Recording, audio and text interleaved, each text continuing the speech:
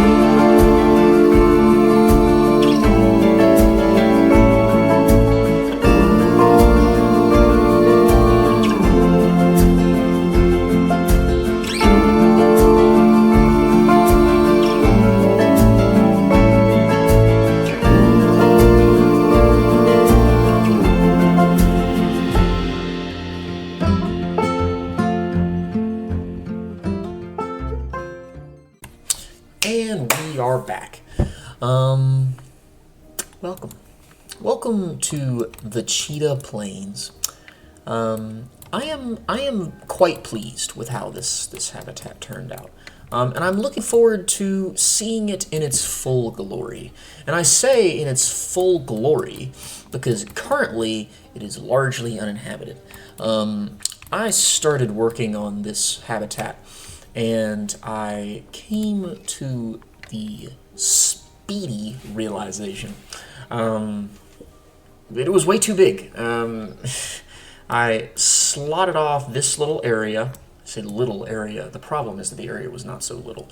I slotted off that area, and it was like 4 times bigger than it needed to be. And so instead of just trying to BS it, then I was just like, you know what? Cheetahs are one of the best animals in the game for earning conservation credits. So I was like, oh, why not have more of them? So I just made a big old habitat and sliced it into thirds. These habitats are separated on the outside, they're separated on the inside. If you're watching the build, you saw me put these walls up. But all in all, though, I'm very pleased with how with our end product here. We have our 3 lovely cheetahs right here. Not sure how to pronounce that. Mwanawa is my best attempt. Let's see here. Our lovely King Braun, and then our other lovely lady here, Dika. Oh, gender ratio. I could have sworn that they could have like 2 to 1. Oh. Well, I didn't know that. All right, so apparently, no, I'm not gonna lie. I guess I hadn't been paying attention. No, I just assumed it was going to be 2 females and 1 male, because usually if the gender ratio is unbalanced, it's unbalanced in that direction. So because of that, I guess I'll go ahead and adopt Kondo here, and we'll send him to the other one. But as of right now, though, 2 of these 3 habitats. Although I guess I would just call it 1 habitat. But anyway, 2 of these 3 areas do not have any cheetahs in them right now. That's, of course, is about to change as this one gets moved and the other one gets brought in.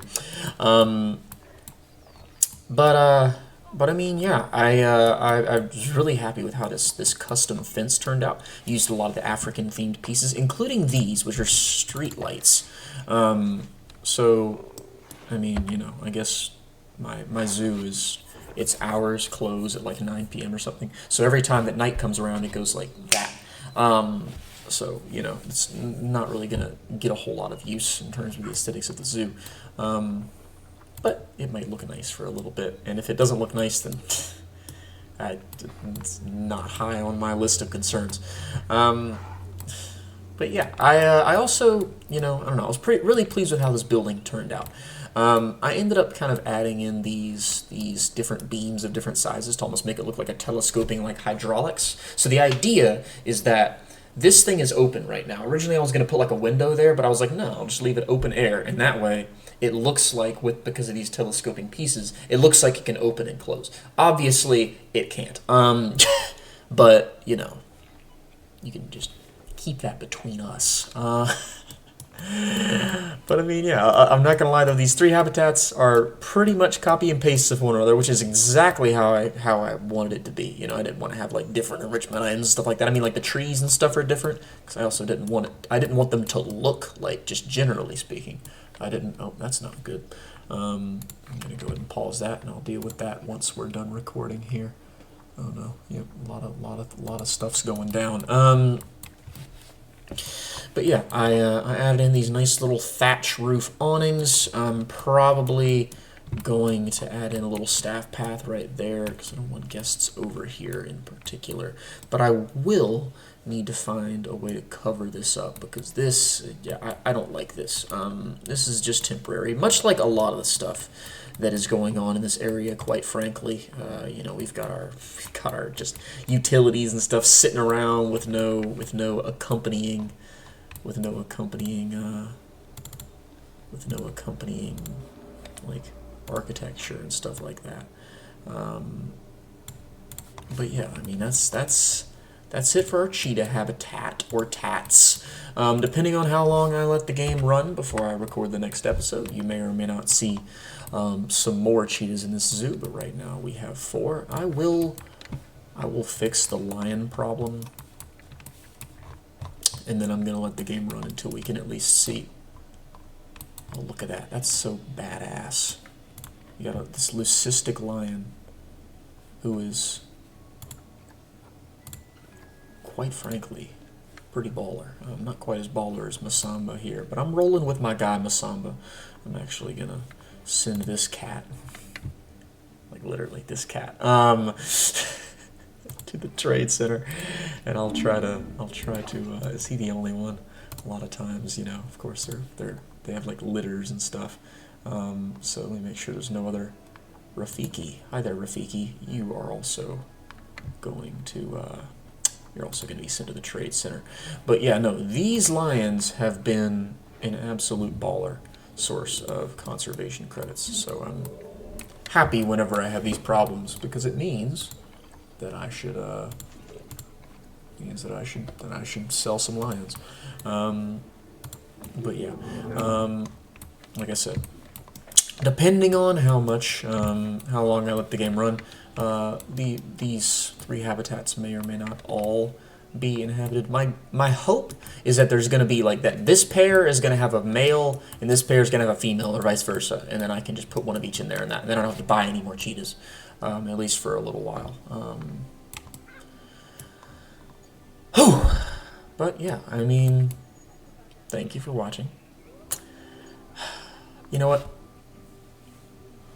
Before I leave you, I'm going to share a fact about cheetahs that I just absolutely adore. Well, not really adore, may not be the right word. It's a cool fact. But cheetahs are the only cats in the world, pretty sure. If they're not the only ones, then they're one of the only ones in the world.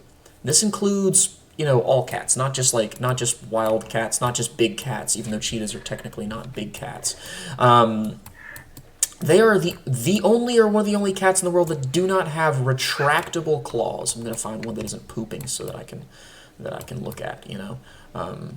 But yeah, their claws just stay out. A lot like dog claws do. That's because they're really like I guess they're more convergently evolved to, I guess, for their physiology. Dang it, man, I'm getting tired of all these negative notifications coming up while I'm just trying to talk. But they're runners, which, you know, and a lot of cats are not built for the type of running that cheetahs are. You know, they're built for maybe short bursts, or they're more built for like pouncing and leaping and climbing and stuff like that. And cheetahs, for the reason that they don't have retractable claws, can't really climb.